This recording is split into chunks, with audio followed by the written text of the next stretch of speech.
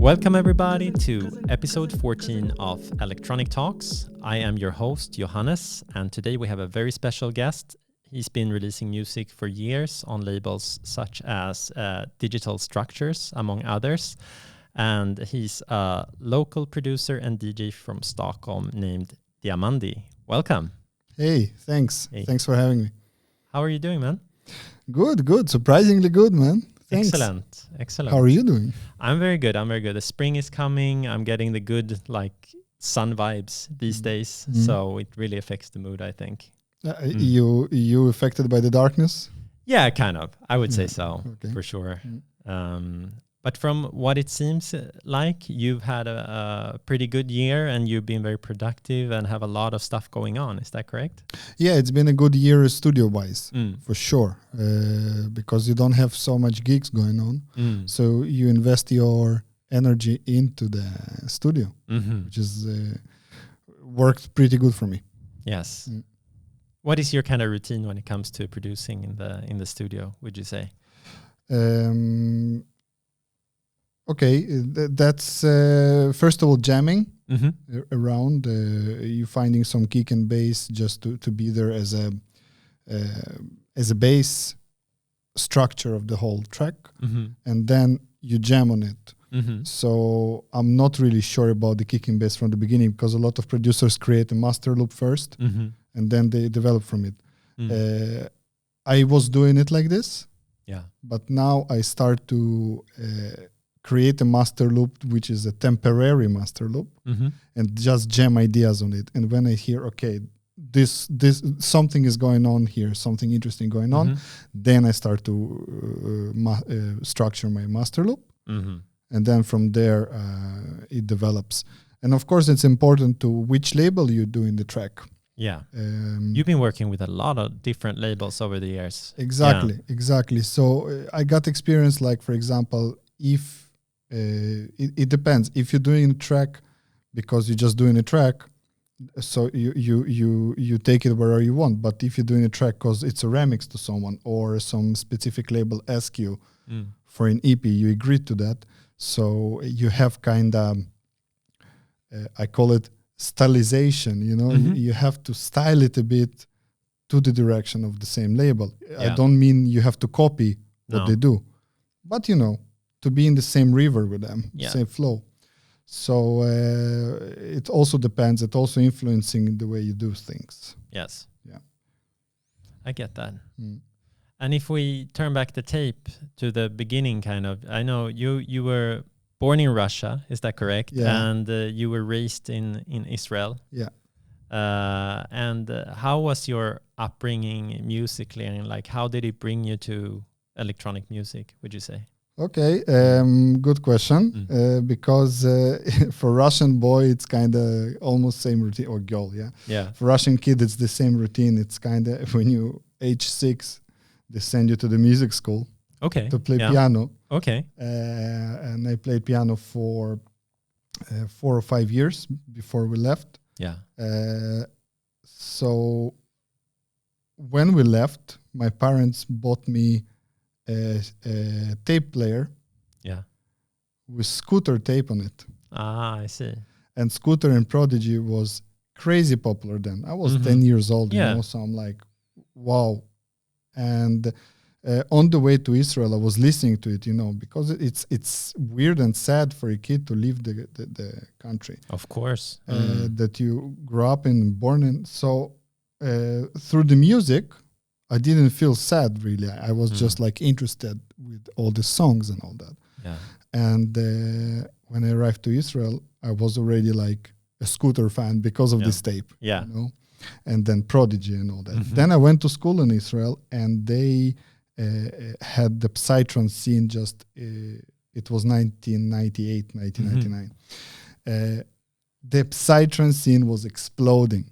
Oh, really? I mean, it was everywhere. It was so commercial. It was unbelievable. It was everywhere. So, then it was a time when you would burn CDs and exchange with your friends. Yes. So I got this CD with the names like Ethnica, GMS, Skazi, the old stuff, Infected, of course, and all the good stuff. and I was blown away. And that's it. It was kind of from there. I was like, okay, I really like this music. That's all I'm gonna listen to. And I listened to any genre in psytrance that was available by then. Prodigy, Scooter, Chemical Brothers, and all that in more commercial stuff. Yeah. Yeah, and then in the age 16, 17, you start to experiment with first softwares like Fruity Loops. Yes. EJ, if you know what it is. Of course, back in the late 90s. Yeah, they give you all the samples and you just need to build them and all that. And then I got Cubase and started experimenting. Me and my friend, we had a project of dark psytrance. Okay. Yeah. 170, 160 BPM, like crazy stuff. Oh, right. Really hard stuff. Yeah. But you know, as a kid, you experiment. Yes. And then in the age of 2021, I heard Xenon Records, which is also Psy, but 135, 130 BPM, stuff like this. And I was like, wow, what is that? Music is much more interesting when it's slow. Yeah. And then I heard Umek and all that. And then I'm like, okay, I want to do that. That was your direction. Yeah. And I stayed there since then. And would you say like getting into that kind of music when you were living in Israel, was there like a scene where you could go and experience the music? And how was that back in those days? The thing is, you know, I think Israel have a huge plus weather-wise. It's always warm. Almost. Yeah. Even in the winter, it's like 15, 20 degrees and people are freezing. Right. For Sweden, it's a summer, you know. Yeah, definitely. So there is so many open airs. Okay. And festivals. It's ridiculous. In one weekend, it can be 8, 9. Okay. Open airs. And it's a lot for such a small country. Definitely. Yeah. So even as a 15, 16-year-old kid, I think my first rave when I was 15, 16, it was like this Coca-Cola promoted festival for kids. Yeah, yeah. And I heard Rajaram and Infected Mushroom live first time there. That's not bad for that kind of event, right? Yeah, first time. Yeah. And I was like, it was a night that I remember, let's say like that. And so already from there you enter to the scene, you know, like you meet people that like the same stuff. And clubbing in Tel Aviv especially, and the north of Israel is insane. Okay, you were based in Tel Aviv most of the time? I was based, I lived a bit more south when I was living with my parents, but when I became independent, I was living in Tel Aviv and the area in Tel Aviv. Yeah. So clubbing is I was a resident in this production called Klika. Okay. And we had 1,000 people. 1,200 people every Monday. Oh my God. Mondays. Every Monday. Yeah. Every Monday, international or 2 international acts, residents or local heroes, 2 dance floors, and a line of 500, 600 meters outside the club. But that's crazy having like 1,000 plus on a Monday. Yeah. Then I would assume the scene in general was quite strong then. Very strong, and it's not only one. It's not the only club that had this kind of audience. You had on Monday a few more places that were open. You know, so it's every day, you know. And then Tuesday you have this club, Cat and Dog, that got closed now. But Marco Bailey there, Carl Cox there, this one there. So there is so much choice. Great. Yeah. So I would assume then you were a resident at that time. Or I was working with them, then I became a resident, and that's how I put my leg into this world. And how did you go from there to your first release or your first label from this DJing and so on? As you know, I was in the army. Oh yeah, okay. Yeah, it's a must. Yes, of course, Israel. So I got. And with me was serving a guy, maybe some minimal retro guys remember, Flippers. It was a project that was pretty successful back in the days. And it was my friend. Yeah. And then he threw a party in the north.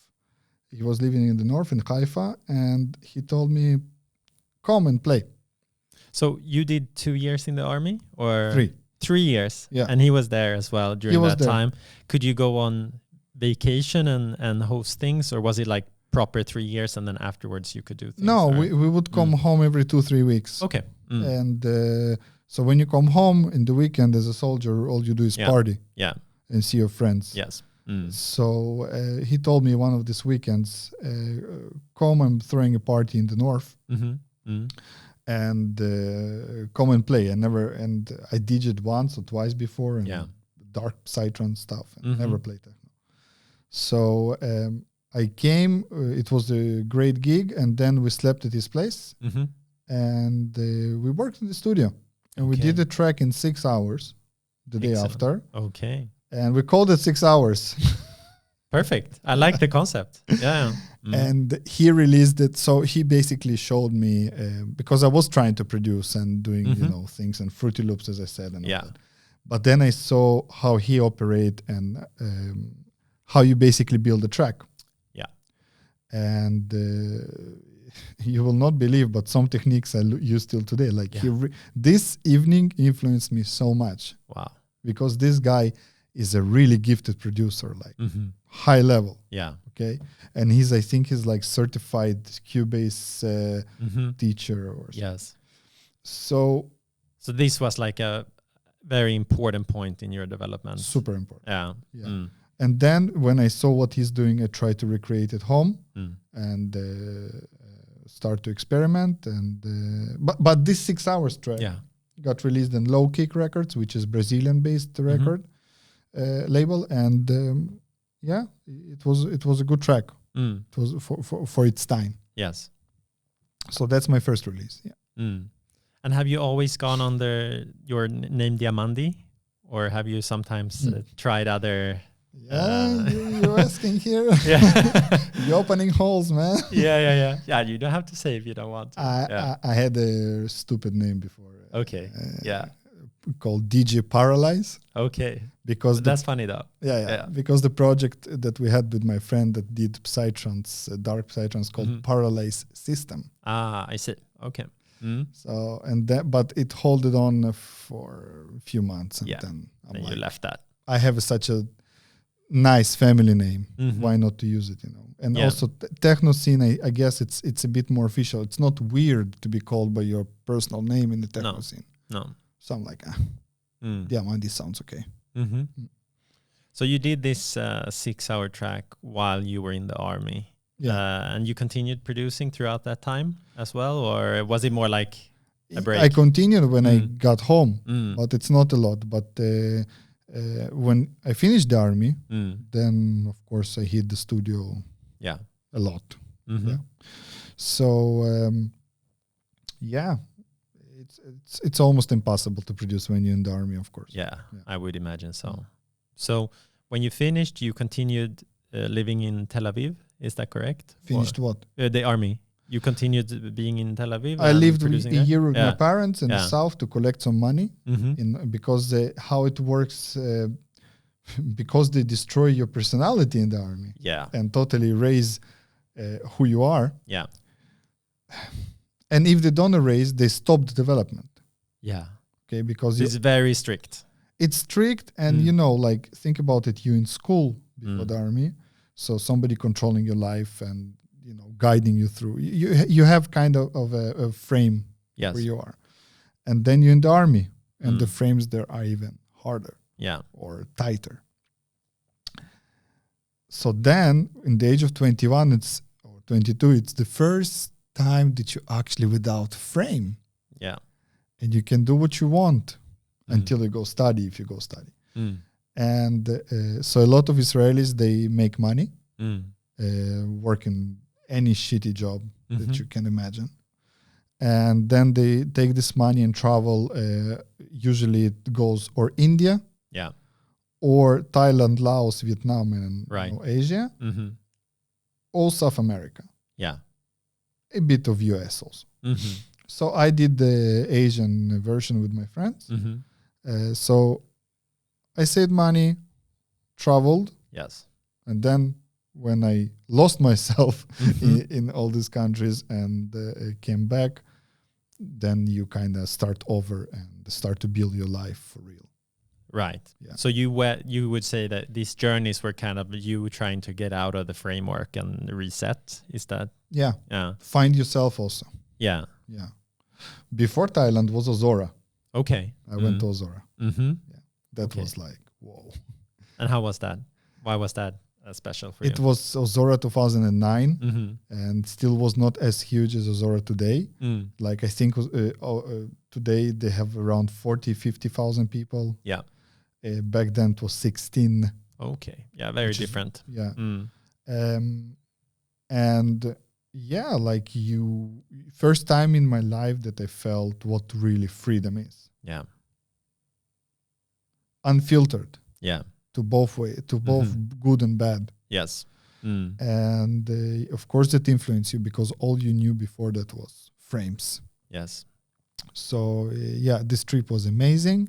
The festival was amazing. We met amazing people that we in touch until today, like 12 years passed. Okay. We're still in touch. That's great. Yeah. So it's amazing. So you go through the strict stuff, then you get a reset and like you have an open slate. What do you do with that? That's up to you. What do you do with that? In my case, I moved to Tel Aviv and became independent with my girl and built a little studio, start to experiment, produce, push my name out there, work, study, usual stuff. I guess, starting your life. Yeah. Yeah. The sucky thing that you started in the age of 23. Yeah. Yeah. And from this, what if we would call it early period, do you have some favorite of your output that was also like an important moment for you in your development as an artist? In the early days? Yeah. I think I can connect this question to Juli. Juli Verstaat, Perfect Stranger. Yeah. So I think when I was 23, 24, I created this track called I'm a Spider. By today's standards, it's not anything special, but back in the days, it was pretty cool sound. Yeah. And Juli picked it up and played it in some radio show. Now I have to people that don't know who Juli is. He's a huge psytrance artist. He goes by name Perfect Stranger. Yes. But his other project, Juli Verstaat, is basically minimal techno and everything that is weird. Yeah. Let's say like this, a fusion between psy-tech and melodic tech, if I can say, or minimal tech. Yeah. And he bought the label that was a Swedish label in its origin, Digital Structures. Yes. He bought it. I think the Digital Structures was ran by Taikan, but I might be mistaken, but for sure they released there. Yeah. Taikan, the Swedish guys. And so fast forward, he picked up the track and I was like, whoa, Juli picking up the track because I was a huge fan. Yeah. And then I wrote to him, thank you for playing it. Yeah. And he wrote to me, you Israeli? Whoa, you local? Who are you? Is he Israeli? Yeah. As well. He's Russian Israeli also. Ah, okay. He's like, what the hell, man? Like, send me more stuff. And then we started to be in touch. I sent him more stuff. And then he called me. Yeah. And had this 2 hours rant. Yeah. Why my sound is shit. But why it can be good. Wow. That must have been an interesting phone call. Yeah. And it was a lot of them afterwards. And it's a very influential part of my life because not a lot of artists have this mentor that can basically but maybe to take the best out of them. Yes. And show them the way how to develop. And that's what happened with Juli. And I consider myself so lucky because I have few friends that telling me, I wish that somebody would listen to my tracks and give me such a hard or harsh critic to become better. Yeah. So that was very important part of my life. He doesn't know how he got the track, the Simon Spider. He have no idea. I never sent it to him. Yeah. The label promo that this track was released was not a good promo. So we don't know how he got the track. Some kind of serendipity. Yeah. It was meant to happen, maybe. Exactly. Yeah. It's like, it happened. And it's good that it happened. Excellent. No, I think I agree with you. Like, there's a lot of like budding or up and coming artists or creatives. That's like a big lack, finding that mentor that works for you or that maybe gives you some hard lessons. Yeah. And if you can get that in the beginning, I mean, that's amazing. Yeah. Yeah. Until today, he tells me my sound is shit. Yeah. He's a continuing mentor. Yeah. Yeah. Because he's perfectionist. But in the same time, he's also, Russian Jew, and we can be harsh. You have some kind of a special dialogue going on. Yeah. Like I don't get hurt by him anymore. Yeah. But it's what you would call maybe tough love, right? Yeah. Yeah. For sure. But it's good because, and let me not confuse anyone. He doesn't do it only with me. He does it with almost every artist in his label. He trying to produce him and make him better. Yeah. But I'm talking only about myself, and I know him. It's happening for over 8 years already. Yeah. So we have a long relationship. Yeah. Wow. That's great. Yeah. And was it, so that over 8 years, and when was the point like of your departure when you came to Sweden? Where does that play into the whole story, would you say? Were you very active in Israel before that as well, or? I was active in Israel, but the problem is that in Israel, it was mainly local gigs. Yeah. And I think I flew a few times just abroad.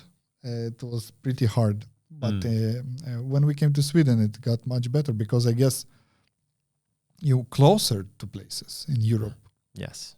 And international gigs start to come in much more frequent. So it also influencing your development. Yeah. About Sweden itself, the music that people listen to here is so different from what, and the crowd also, the whole vibe in the party is so different from what is going on in Israel. Okay, so you learned how to work with the crowd. Okay, because in Israel, I know exactly what track gonna blow them away. Yeah. Here, I play this track and people are like, it's too much. I see. Or it's too little, or you're going too melodic, or it's not melancholic enough, or blah, blah, blah. So I think that gave me a lot of experience to work with a warmer crowd in Israel and a bit more conserved crowd in Sweden. Yeah. Okay. And I'm choosing my words very carefully. Yeah. But when you learn the differences and when you overcome it, then for me, crowd in Sweden is now one of my favorite crowds. Yes. You just had to kind of have a period to adapt and learn exactly what works here. Yeah. It's actually it's very strange how some tracks don't work in one part of the world. Yeah. But totally work in another part of the world. Definitely. I guess it's about the sound that is, I guess, popular in the scene or has been played over the years, that it connects in different ways. Yeah. It must be. And also, how would you say, so you came here, you kind of adapted to the Swedish scene, but then also you started traveling more. Like how did that affect you as a DJ and producer? It affects you a lot, of course, because you see more crowds. Yes. Okay. Like I noticed something also about, for example, Norway. Yeah. Which I traveled a lot. Luckily, traveled. Pre-COVID. The scene in Norway is smaller, much smaller than in Sweden. And because of that, they are so they have such a high level of acceptance. Oh yeah. Okay, and they really appreciate when you come from abroad and play some music that they didn't hear before. Yeah. So it's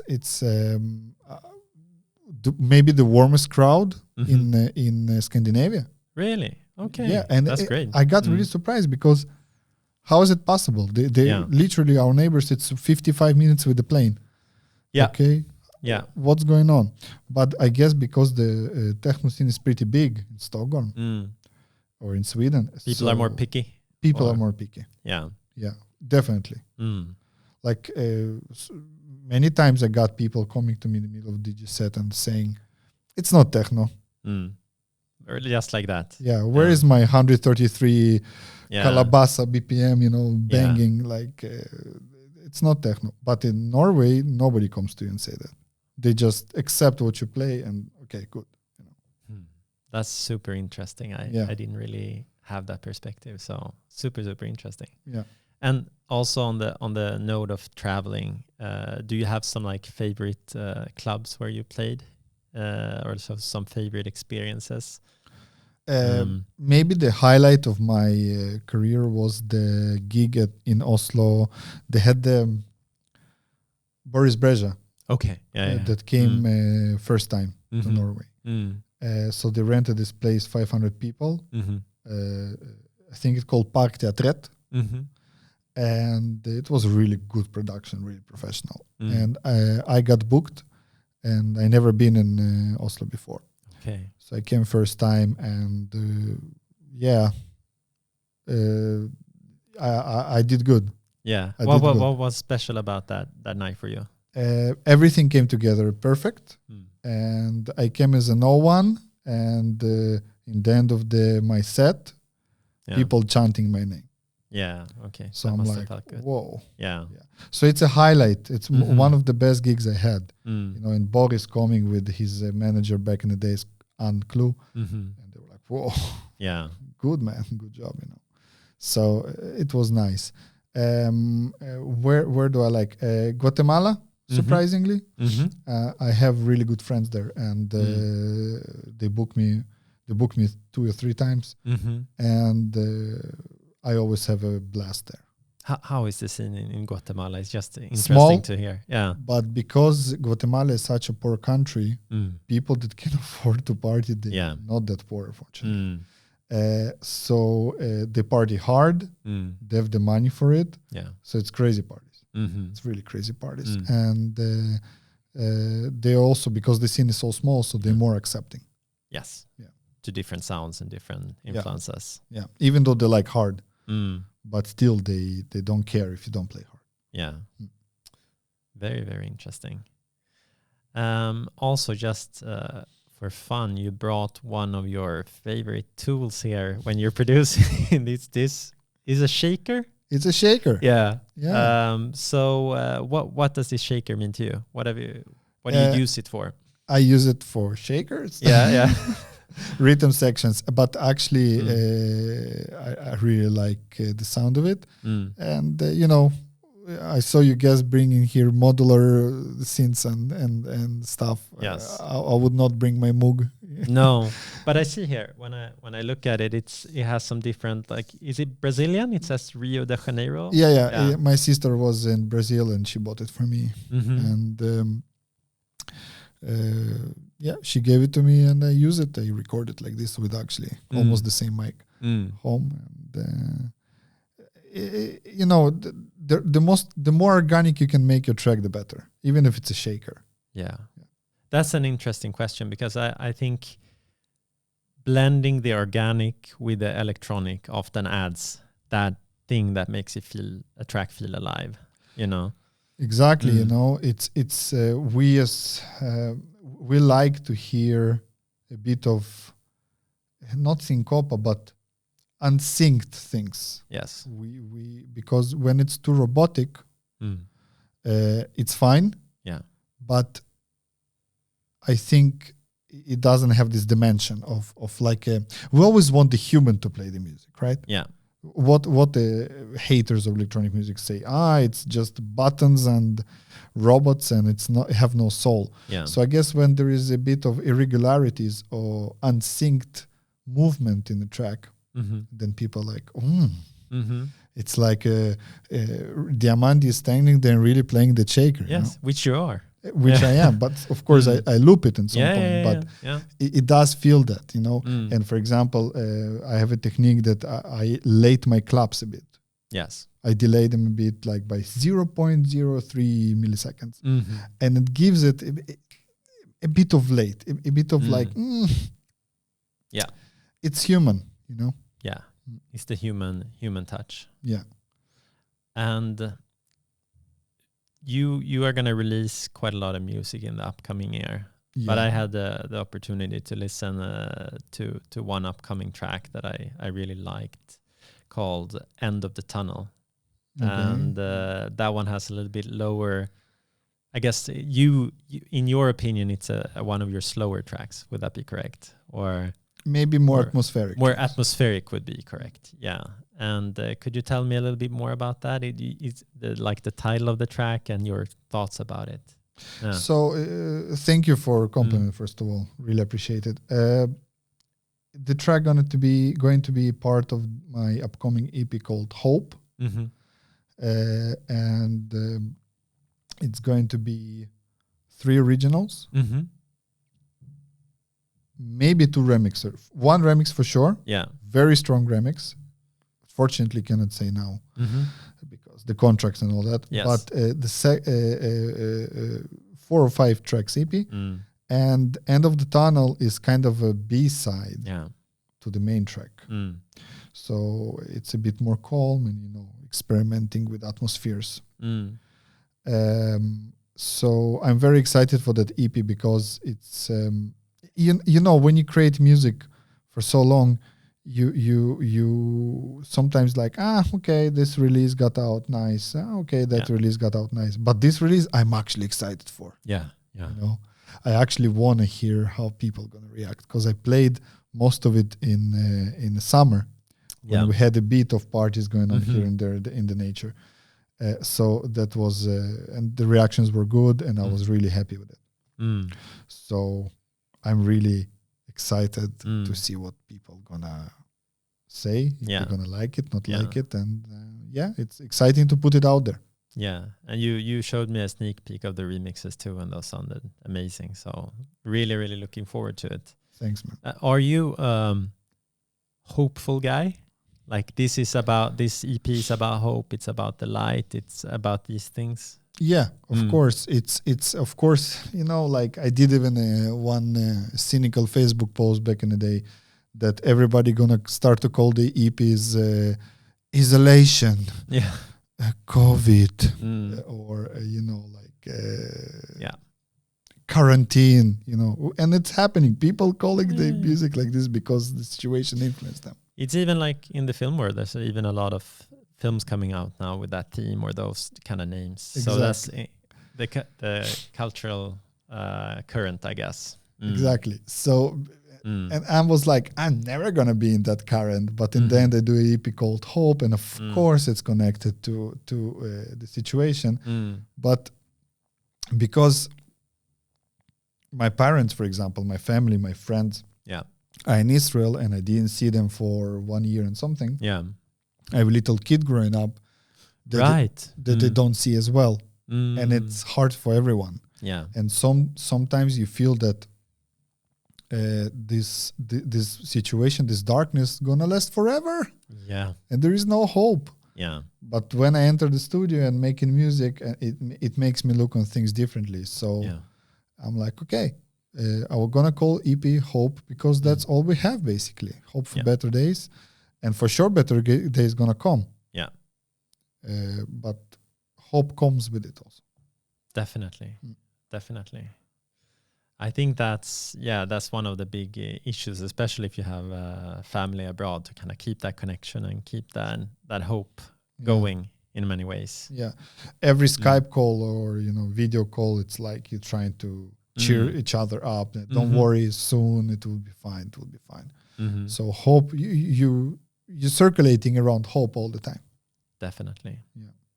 And is there anything you could tell us also a little bit about your other releases and what's coming up in the coming year? Yeah, for sure. So another release going to be on Dreaming Awake label, and Dreaming Awake is ran by Trevor, Desert Dwellers, if you know them. Yeah. They do this organic house, whatever the Beatport gave the name. But this organic house, and I think they last album Brief took like some really high place in Billboard chart. Okay, great. Yeah, so they on top of the game. It's the 20-30 years in the scene, guys from States. So he opened the label, and I released already a track there, EP there, and it did really well in the charts last year. Okay, great. Congrats on that. Yeah, thanks. And what was the name of that EP? Elegant Sadness. Great. So we'll make sure to link that as well for the people listening. Thank you. It was with Stan Kolev remix in it. Yes. Which is a progressive kind of star.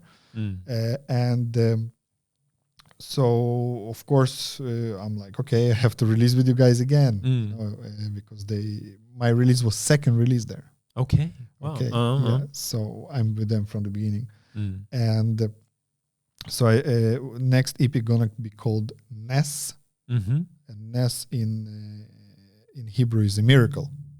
Okay. Yeah. Okay. It's gonna have 3 remixes. One from Johannes my Swedish good friend and king of progressive house in Sweden. Excellent. 100%. There is no one better than him, or no one more productive than him for sure. Yeah. And one remix from Australia. Man, I'm talking to everyone about Australia. Yeah. It's insane. Yeah. They have artists on such a high level. Yeah. Developing there.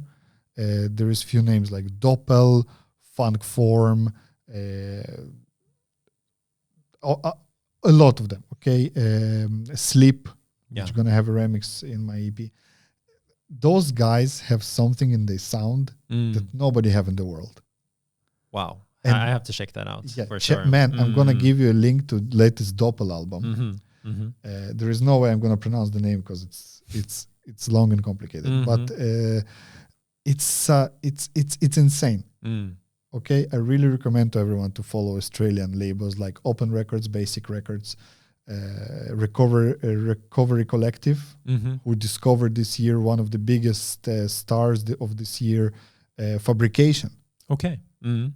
Okay, so Australia is on fire. So I've heard great stories about playing live in Australia and touring in Australia and the scene there. I've heard really, really good things. Yeah, man. Like I didn't, and the thing is that we had plans for 2020. Okay, with some people and COVID. Yes. So I think I'm gonna get there, but I know that people write to me, and for example, I released one podcast set. I mean. Line and they're like, on the 43rd minute, this track sounds like your bass line, and I'm like, whoa, that's deep. That's going too deep. Yeah, you know, they really listen to their music, and I'm like, wow, that's great. That's amazing. So Dreaming Awake Records and another label that I'm working with is we did a collab with this guy from Hungary called Sandokan. Really cool guy, and our collab going to be released on Undergroove music from Mexico. Okay, great. The Mexican label. Yeah, really good label. They do huge events in Tulum and all that. Okay, great. How did you get in touch with this Mexican label? This Mexican label I released with them before. Okay, so we have good relationship, and we did this collab, and I'm like. And you know, when you do this collab, we had no idea who we're doing for. Okay. So when we finished the track, I'm like, Undergroove. How did you work together on this collab? Was it like remote or I guess? Yeah. Yeah, sending files to each other. And how is that work process? Would you say compared to your normal? It depends track who writing? you work with. Yeah. It depends who you work with. Of course, it's much more comfortable to write yourself. Yeah. What I like about collabs, when they flow, it's a huge time-saving process. Right. You make decisions faster? Is that it? You make decisions faster, and also you don't have to make all of them. Yes. Okay, you know what I mean? Like I don't want to deal with the snare. Your snare is shit. You know this meme? Yeah. So, hey Sharon, can you deal with this? Yeah, I'll fix and you it. let the other guy check it out with a fresh eyes. Or, yeah. So you don't have to deal with everything, but the annoying part that is is the sending files and all that. And this file doesn't work. Oh, send me this, the MIDI. Oh, but what VST do you use? Yeah. So logistics is a bit annoying. But with Sharon, with Sandokan especially, the process always works well. So that's why it's my second or third collab with him. Yeah. I did some collabs that it just doesn't go anywhere. And it's bad. It makes you not fight, but it makes a little conflict between you both, and then you don't want to work with each other anymore, and it's weird. It's a weird vibe. Yeah. But with Sharon is that's great. Yeah. That's I guess that's the configuration you want with a good collaborator, that you have this kind of flow somehow. And apart from these releases, like what's your idea for yourself coming up in the future now? Are you looking forward to going back to playing live, like in the end of the year, or what's your thoughts on that? You know, I gigless for 4 or 5 months, I guess. Yeah. And I start to miss it. Yeah. Like first 2-3 months, you're like, okay, studio, family, blah, blah, blah. Yeah.